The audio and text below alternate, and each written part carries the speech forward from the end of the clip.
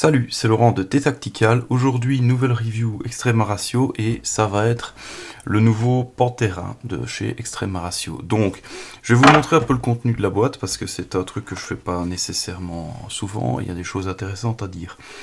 Vous avez ici le manuel d'entretien. Rien de bien sorcier, mais ça peut être bien de le lire une fois. Vous avez les conditions de garantie, donc ça explique pas mal de trucs. Et ce qui est intéressant là-dedans, c'est que en fait, vous avez accès à un service d'aiguisage gratuit. Donc il suffit de renvoyer le couteau par la poste chez Extrema Ratio, ils vous font l'aiguisage gratuitement et ils prennent en charge les frais de retour. Vous avez la carte de contrôle qualité unique qui est liée à chaque couteau. Un peu de silica gel pour tenir tout au sec. Voilà. Et enfin le couteau en lui-même. Ça je vais mettre de côté. Voilà. Donc, l'histoire de ce modèle-là, en fait, ce modèle-là est fortement inspiré du T-Razor, qui était un modèle de type rasoir avec une pointe carrée. Ici, comme vous pouvez voir, c'est pas une pointe carrée, c'est une lame qui est un petit peu courbe avec une forme type Wharncliffe. Donc, l'acier qui est utilisé pour ça, c'est leur acier N690, acier autrichien, donc chirurgical, qu'ils utilisent sur tous leurs produits. Hop, voilà. La lame, comme je disais, c'est une lame de type, on va essayer de faire gaffe avec les reflets, c'est pas évident, voilà.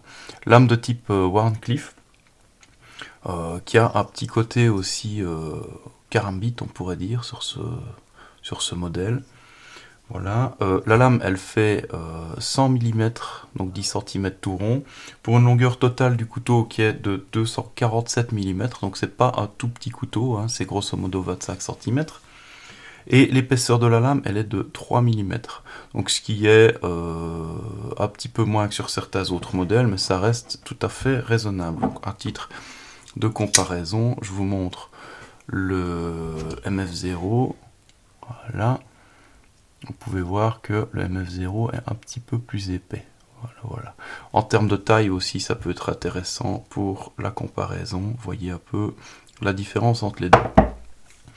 Donc, au niveau du tranchant, très intéressant parce que... On prend juste une feuille. Donc, tranchant très intéressant parce que, comme d'habitude, tranchant rasoir.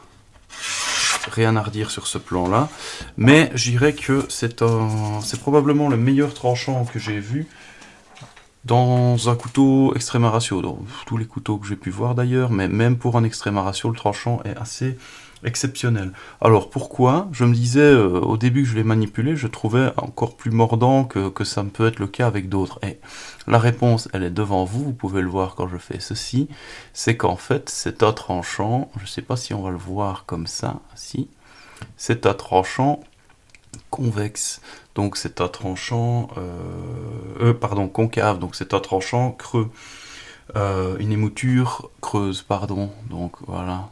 Émouture concave, creuse, voilà, vous pouvez le voir. Donc ici, ça a une forme creuse. Ce qui fait que ça amène un tranchant à être plus fin vraiment ici sur le bord. Et vous avez un côté vraiment mordant avec cette lame, c'est assez impressionnant. Donc, au niveau de la finition de la lame, comme vous pouvez le voir, c'est satin. Donc ça, c'est pas du stonewash, c'est satin. Donc vous pouvez voir toutes les marques de polissage qui vont dans le même sens, donc c'est l'abrasif qui donne cet effet là, voilà, et donc c'est la finition satin. Au niveau maintenant du manche, oui, autre chose à remarquer, pardon, vous pouvez voir sur la lame gravure laser Pantera, de l'autre côté Extrema Ratio, et ici au-dessus le numéro de série. Niveau du manche, vous voyez, il y a le Made in Italy qui, je trouve, est du meilleur effet. Hop, voilà. Et voilà pour le marquage.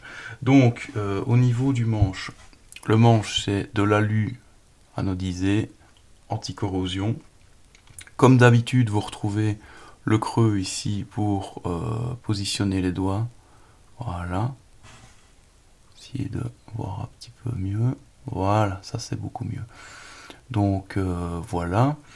Ensuite, le mécanisme de verrouillage, ben, c'est pas compliqué, on va le voir ici, un liner lock.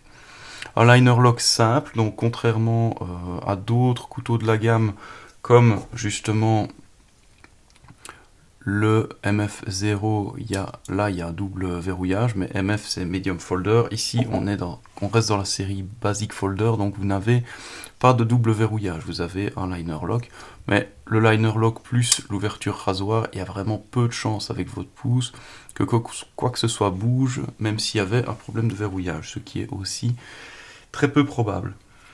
Donc, la poignée, un truc à signaler, je trouve assez cool, c'est qu'elle est très plate. Donc, en termes d'épaisseur et en termes de structure, il n'y a rien qui dépasse. Il n'y a pas de partie qui pourrait être gênante. Et ça va être intéressant pour un autre truc que je vous expliquerai juste après. De nouveau, pour la comparaison, je vais vous montrer un petit peu la différence d'épaisseur entre le manche ici du Pantera et celui du MF0, et vous voyez qu'il y a quand même une assez grosse différence, quoi. Voilà, donc dernier truc à signaler par rapport aux manches, vous pouvez voir ici que si vous connaissez le T-Razor, sur le T-Razor ça se termine de façon plutôt carrée. Ici en fait on a un petit peu plus une pointe, c'est pas vraiment une pointe mais c'est clairement plus pointu que plat, hein. Et en fait cette partie là va pouvoir servir éventuellement d'outil d'impact ou de brise-vitre. Donc vous voyez qu'il y a quand même une bonne quantité d'acier ici et que ça c'est vraiment du costaud, quoi. Vous avez aussi le trou pour une éventuelle dragonne qui va dans ce cas-ci à mon avis s'avérer utile. Donc au niveau de la construction et de la solidité générale, bah, de nouveau un peu comme d'habitude, je vais dire rien à redire par rapport à tout ce qui est manche, puisque on est sur de l'aluminium usiné, donc rien d'embouti. Je vais essayer de vous montrer, vous pouvez probablement le voir, c'est de l'aluminium plein qui a été qui est passé à la machine pour enlever de la matière, mais donc c'est pas embouti. Ensuite, vous voyez aussi que en fait c'est basiquement deux plaques d'aluminium et ici la partie liner avec des vis, des entretoises et ici le cul du manche et en haut bah, le pivot et la lame. Voilà. Donc ça fait une construction qui reste assez légère pour ce genre de solidité et puis qui va pas non plus s'encrasser à mort puisque vous avez de l'espace ici et que toutes les saletés vont pas venir s'accumuler au fond du couteau comme ça peut être le cas parfois. Alors, la vis, ça c'est très intéressant aussi, on le retrouve très souvent sur les pliants chez Extrema Ratio. Ici vous pouvez voir que vous avez ce système, je vais vous montrer de plus près, ce système de vis, voilà. En fait, le pivot est ici, cette vis là vient se mettre dans les encoches que vous pouvez voir là. On enlève complètement cette petite vis, on fait le réglage de friction de la lame avec cette vis là, la vis du pivot. Et ensuite, une fois qu'elle a tourné, la petite vis va venir recaler une des encoches qui est là. Il y a donc 12 encoches ici sur le tour de la vis. Donc ça vous permet de faire un réglage très fin. Il faut savoir aussi que toute la visserie ici est fabriquée directement par Extrema Ratio. Toutes les pièces qu'il y a là-dessus sont fabriquées en interne. Au niveau du poids, maintenant, on est sur un poids de 132 grammes, donc c'est un couteau qui reste assez léger. De nouveau, si je compare au MF0, le MF0 fait grosso modo le même poids, et c'est pas la même taille de couteau, c'est pas non plus tout à fait le même usage, donc ça vous donne un ordre de grandeur. Alors, partie clip, bah, ça va être vite réglé, puisque, comme vous pouvez voir, il n'y a pas de clip. Alors, a priori, je m'étais dit, c'est un petit peu dommage de ne pas avoir de clip sur un couteau comme celui-là, justement vu la finesse du couteau. Donc, mais il faut un moment se rendre un peu à l'évidence, disons que des options avec clip chez Extrema Ratio, il y en a plein. Ici, c'est peut-être justement l'occasion de faire autre chose. Et donc, ce que je me disais avec ceci, c'est que vous avez évidemment une option toute simple qui est l'option du port en poche, là où justement la dragonne va devenir très utile, donc ça va vous permettre d'aller attraper le couteau de manière beaucoup plus simple. Mais une autre option que j'en suis venu à apprécier cette dernière année, c'est le port en fait à l'intérieur du pantalon. Donc vous allez, à la place d'avoir un étui à la ceinture, à l'extérieur de votre ceinture, vous allez avoir un étui qui vient se mettre entre le pantalon et votre hanche par exemple. Donc là, je vois très très bien ce couteau-là, vu le niveau de finesse, rentrer dans un étui en cuir qui serait porté directement à l'intérieur du pantalon, à la hanche. Donc pour moi, ça c'est top justement par rapport au niveau de finesse du couteau fermé. Truc à remarquer aussi, une fois qu'il est fermé, hop, il n'y a rien qui dépasse. Ici, vous avez un tout petit peu la vis, mais c'est tout. Il n'y a pas de gros relief qui va être désagréable. Ceci, c'est de l'ordre peut-être du millimètre, et encore. Donc, si c'est porté dans un étui, ça ne va pas du tout être gênant. Donc, voilà, moi là, je dirais, c'est peut-être le port, le système de port un peu plus original que vous allez pouvoir imaginer pour ça. Je dirais aussi que pour un port à la ceinture horizontale, à l'arrière, ça peut être une bonne option aussi. Donc je vais probablement faire une ou l'autre petite expérience d'étui à ce niveau-là. Donc l'usage, déjà, première chose, c'est un couteau qui est assez particulier, donc je vais dire déjà, d'un point de vue esthétique et collection, moi je le trouve très chouette. Ça peut être vraiment une jolie pièce à exposer. Mais maintenant, d'un autre côté, ça reste un couteau qui va être très efficace pour tout un tas de tâches.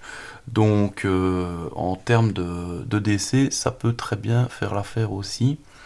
Et de nouveau, il y a un côté très esthétique, il y a un côté peut-être un peu plus traditionnel au niveau de la disposition de ce couteau-là. Peut-être pas la lame, mais voilà, ça peut faire un EDC assez sympa. Alors, au niveau de l'ergonomie, bon, on a une ouverture rasoir. Alors là, il y en a qui aiment, il y en a qui n'aiment pas. Moi, perso, je suis un petit peu mitigé, mais j'en suis venu à m'y habituer, disons. C'est-à-dire que, pour moi, pour une utilisation, disons, défense, si on peut dire, l'idéal reste un flipper. Le flipper, ça va vite, ça marche bien, mais bon, il y a des gens qui aiment bien, il y a des gens qui n'aiment pas. Le flipper, par exemple, vous empêche d'ouvrir le couteau comme ça va être un problème.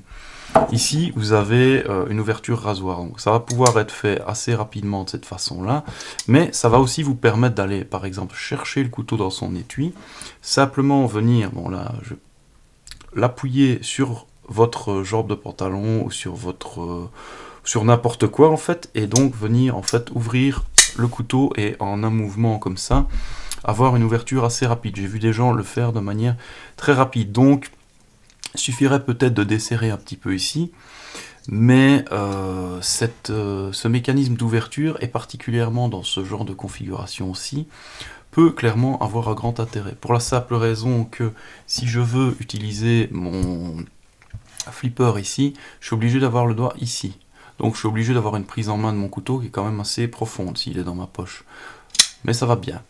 Par contre, si je suis sur ce système-ci, l'avantage c'est que je peux très bien aller chercher le couteau dans le fond de ma poche, ne pas du tout être à la bonne place pour que mon doigt puisse faire le boulot comme ceci, ce qui en passant est assez rapide, hein, comme vous pouvez voir, mais malgré tout ouvrir le couteau même si j'ai une prise qui est très loin. Donc il me suffit de venir toucher quelque chose, hop, et mon couteau est ouvert, je peux le reprendre en main comme je veux.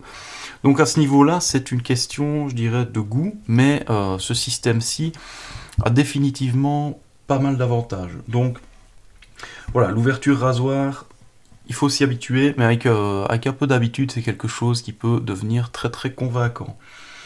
Je dois dire aussi que l'ouverture rasoir sur ce modèle, je sais pas pourquoi, mais esthétiquement, j'aime bien. Je trouve que c'est quelque chose qui est qui est bien accordé. Ça donne de nouveau un petit côté un peu plus traditionnel, un peu plus piémontais, disons, même si vous avez le verrouillage ici, ce qui est mieux d'ailleurs.